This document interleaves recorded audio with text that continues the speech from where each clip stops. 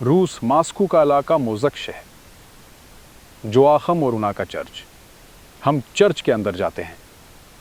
Church में फिर style किया गया है, मयारी क्लासिक पैटर्न। और यहाँ ऐसा है जैसे फर्श पर एक खूबसूरत कालीन बिछा दिया गया हो। लेकिन ये कालीन नहीं है, ये सेरामिक टाइल है, बहुत खूबसूरत। फर्श के अहाता का बेहतरीन तहफ़्फ़ुज़ हैरान कुन है। बहुत से लोग बाकायदगी से गिरजा घर जाते थे, लेकिन टाइलें नहीं लगती हैं। मैंने चर्च के मकामी अहदेदारों से पूछा, चर्च के फर्श की टाइलें बहाल नहीं की गईं।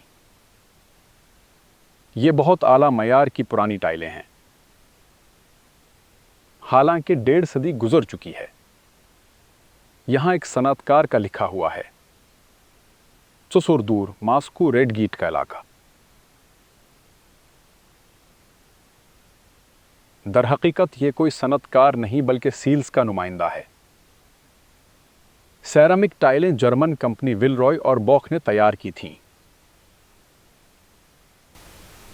मोज़क शहर का क्रेमलन, सेंट निकोल्स का कैथेड्रल, शानदार खूबसूरती की इमारत। ताहम चर्च के अंदर मुख्तलिफ नजर आते हैं। फर्श पर वही टाइलें,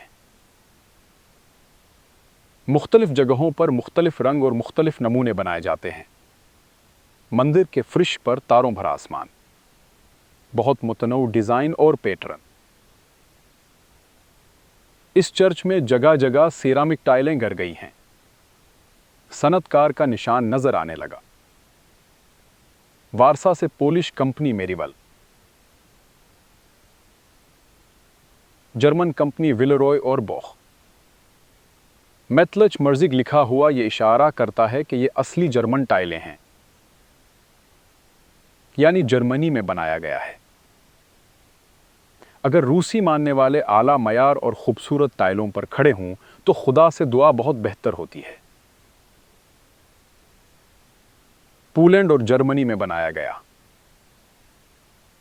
ऐसा लगता है कि खुदा तआला ने रूसी ऑर्थोडॉक्स, पोलिश कैथोलिक और जर्मन प्रोटेस्टेंट के दरमियान ताउन को पसंद किया।